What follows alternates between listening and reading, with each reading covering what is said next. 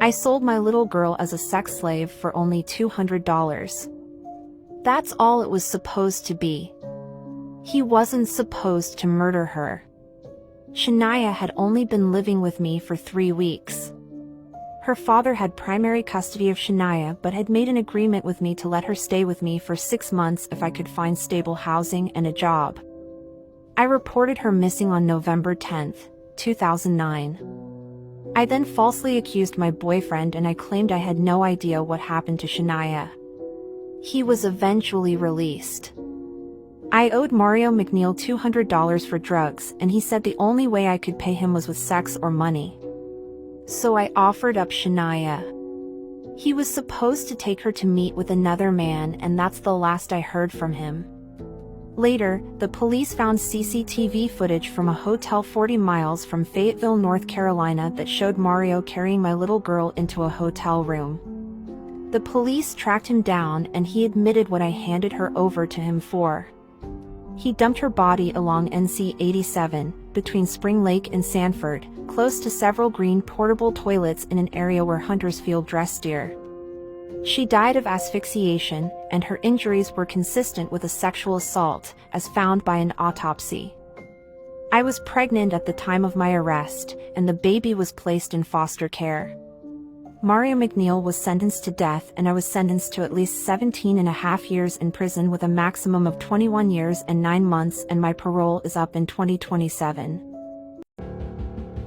With our daughter, the videos show her sleeping and Christina yanking her up by the arm and flinging her onto the floor. They show her picking her up by her head. She pushes our daughter down so that she's folded in half, and she holds her that way for about 90 seconds. It was just horrifying. It was just awful.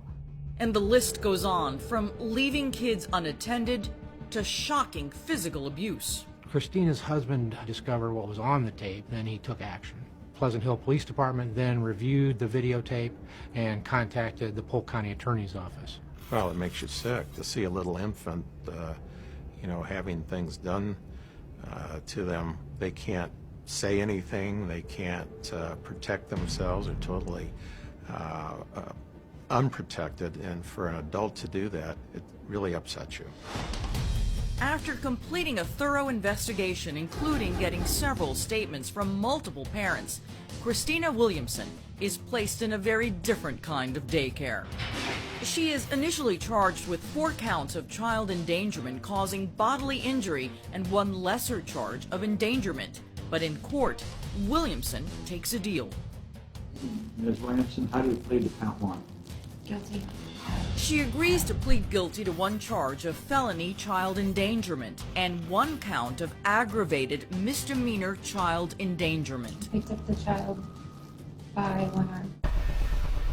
Christina is required to give a full account of her actions, speaking here about Desiree's own daughter, referred to as AN, as well as another child. I handled AN roughly and NR roughly, to the point where one was crying and you could tell that there might have been potential injury. All of the abuse was unprovoked. Certainly, there's no justification for that sort of behavior. But when you see the video and you see that the kids are just being normal kids, they're not crying, they're not fussing, she does not appear distressed, and then she just lashes out for no reason. At sentencing, Christina is forced to listen to the parents of her victims talk about the hell she put them through. We were inconsolable with guilt, knowing that we had unwittingly placed our precious baby girl in the hands of a monster on a daily basis. Part of what happened as a result of this situation is I decided to leave my job. She was afraid of you and I didn't see it. Here I'm being entrusted to find out if this child is safe, and I don't even have the ability to know if my own child is safe. Now I see it and it breaks my heart. When it's finally time for Christina to speak, she addresses the parents directly. I'm sorry for every amount of pain that it caused you. She goes on to cite multiple mental health issues for her actions, but the judge shows little mercy. And I have kids, And watching those films was just sickening. Parents, in this case, trusted you to care for the most precious thing that they have, that's their children.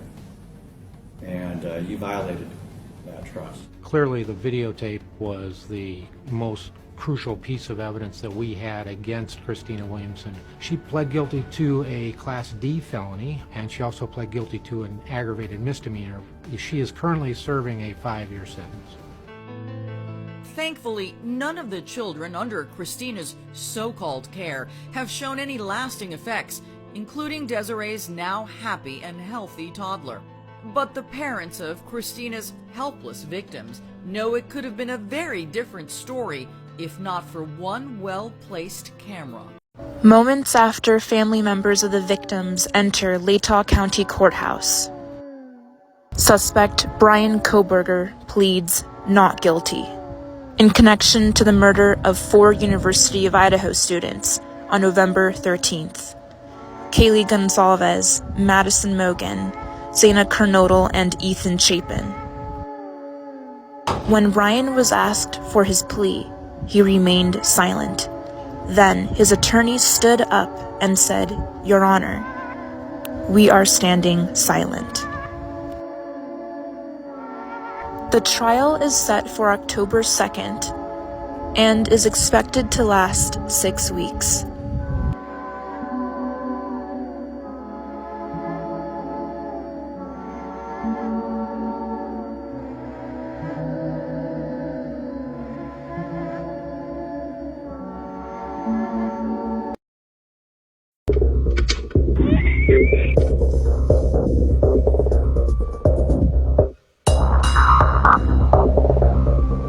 In just about 10 minutes, the families of these beautiful people above me are going to have to face the person who has been arrested for murdering them. Brian Kohberger is scheduled to be arraigned in just a few minutes. We will know if he has pled guilty or not guilty, but this is going to be a very hard day for these parents. Of course, this whole thing has been absolutely horrible, but today is going to be the day where they face this monster and have to hear him say guilty or not guilty, which he's more than likely going to say not guilty. I just believe that right now they're going to need a lot of thoughts and prayers going into this. The United Kingdom has a problem with men stalking women. This is Lorraine Cox, a 32-year-old woman walking home after a night out. Following her, Asam Mangori, also known as Christopher Mayer. Now, watch this.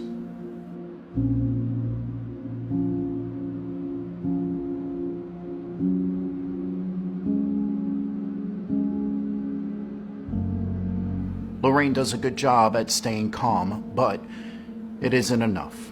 And this would be the last time she is seen. And now, a few days later. And guess who's inside that bag?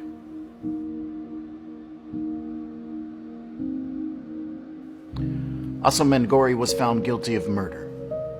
But the fear for women walking the streets in the United Kingdom is still very much real.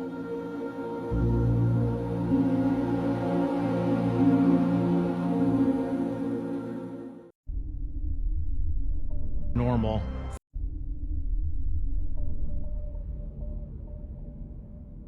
A foster father and a foster daughter to have thousands of text messages between the two of them.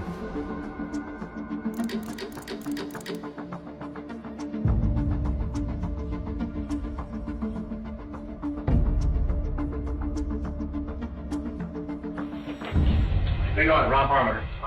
We were confident that Kevin left for work at 8 p.m. the night before the murder, and he didn't get back into town until after Lisa's death. So we wanted to know from his perspective as to if there was any argument going on at the house before he left. And then you told me you wanted to talk about his wife's work. Correct. That's the subject matter. Yes. So. I told his lawyer that we would just talk about the work, but I was hoping that maybe he would open up and give us some insight as to what was going on and why the reason that this happened. Kevin, do you know anything that was happening at the house the night before you left for work that night? Well, hang on a second. We just talked about talking about his wife's work. What's going on at the house the night before is not his wife's work.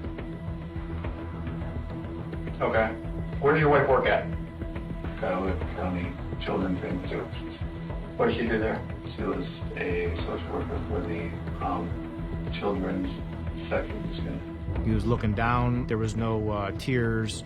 There was no anger. Were you and Lisa in the process of going through a divorce?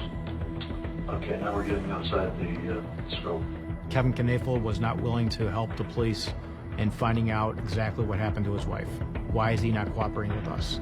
What is he hiding from us?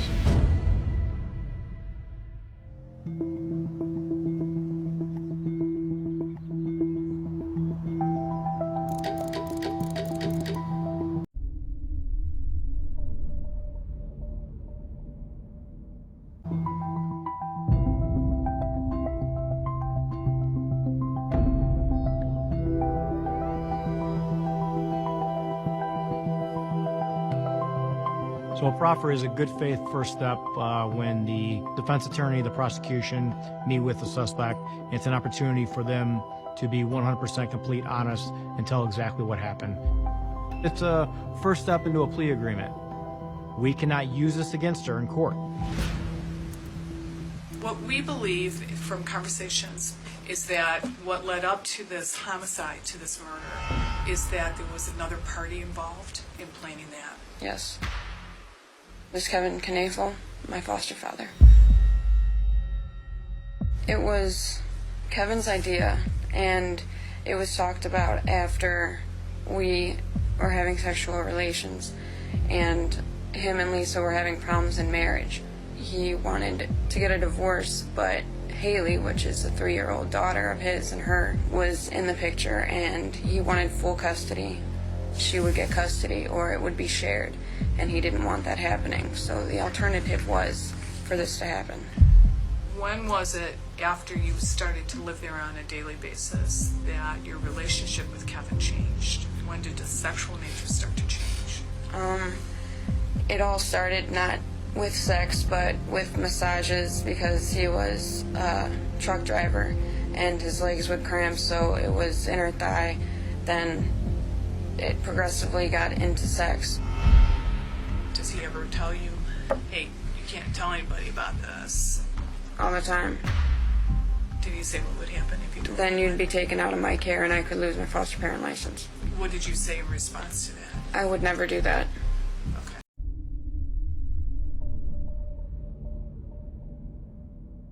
Tell on him.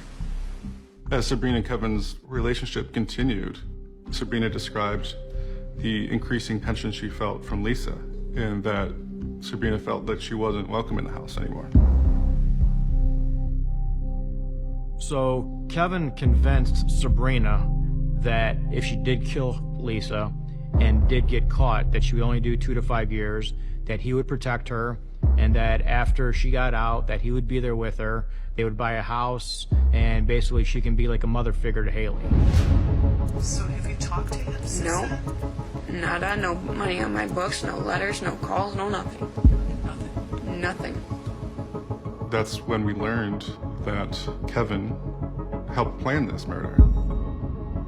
It was calculated, and essentially Kevin using Sabrina to get his wife out of the picture and to collect life insurance money.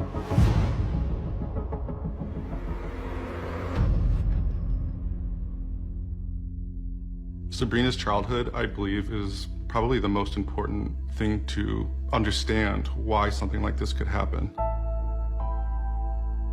Sabrina had never experienced a stable family, a loving household, the sense of security, the sense of belonging. Kevin seemed to know how to prey on Sabrina's vulnerabilities.